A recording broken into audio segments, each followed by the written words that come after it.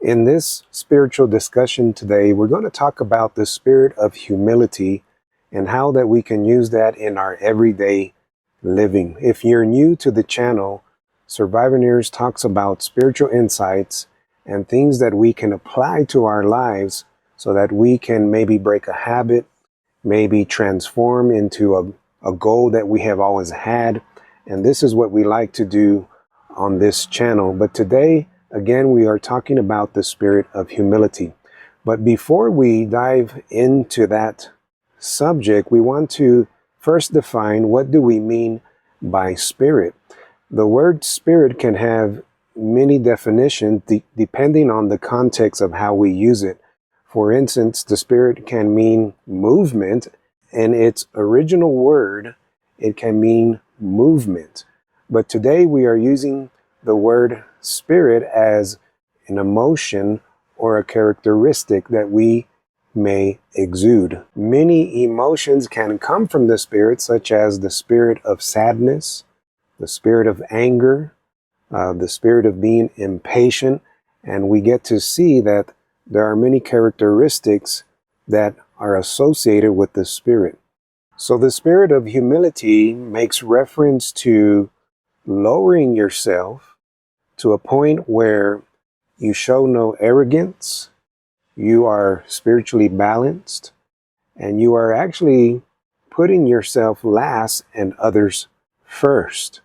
And so this takes practice and time to practice the spirit of humility, especially if we are experiencing things in our lives, such as maybe we are commuting to work and there are people just driving aggressively, road rage, and maybe they cut you off and you want to react to a situation like that. It takes spiritual strength to not give in to that negative behavior.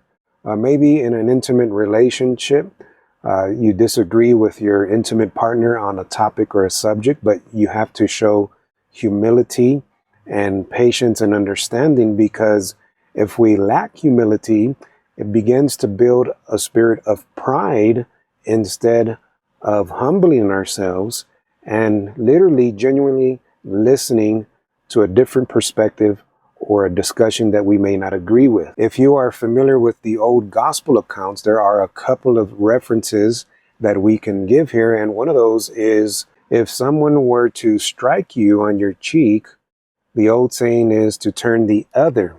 But let's clarify this parable, because it does not mean that we become a doormat or that we are to be taken advantage of.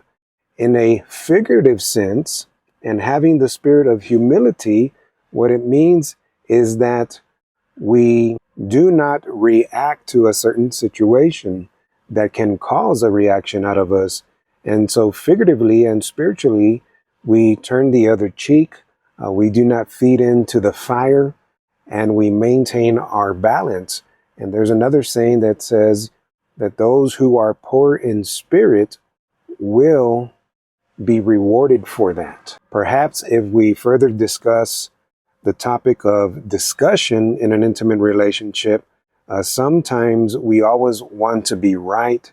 Sometimes we want to push our perspective on our partner, and that's really not a healthy way to have a conversation, because it develops, again, pride within you.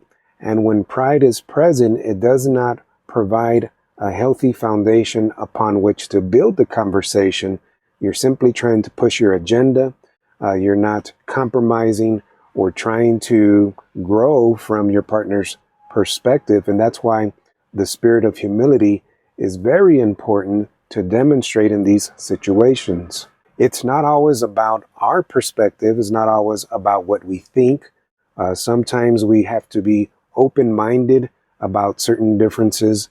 And this definitely is an opportunity to demonstrate humbleness.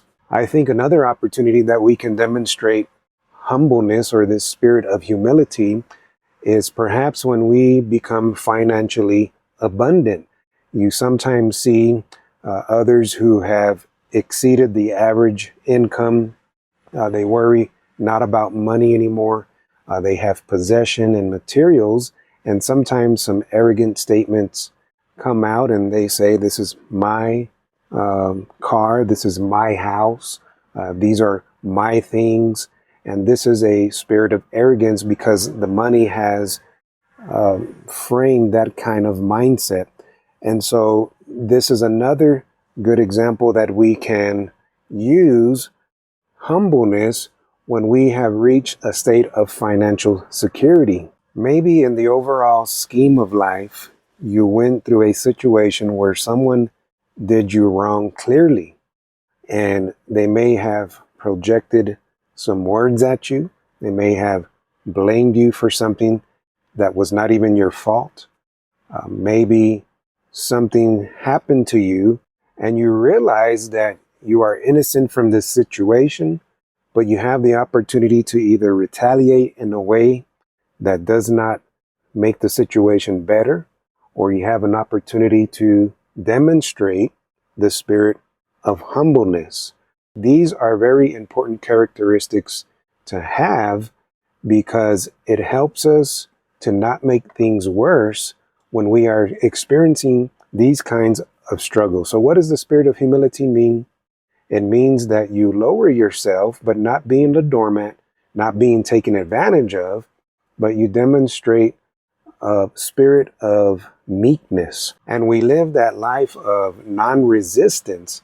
In other words, we do not feed in to a situation even more. That'll make it worse. We do not overreact to the situation that does not help it.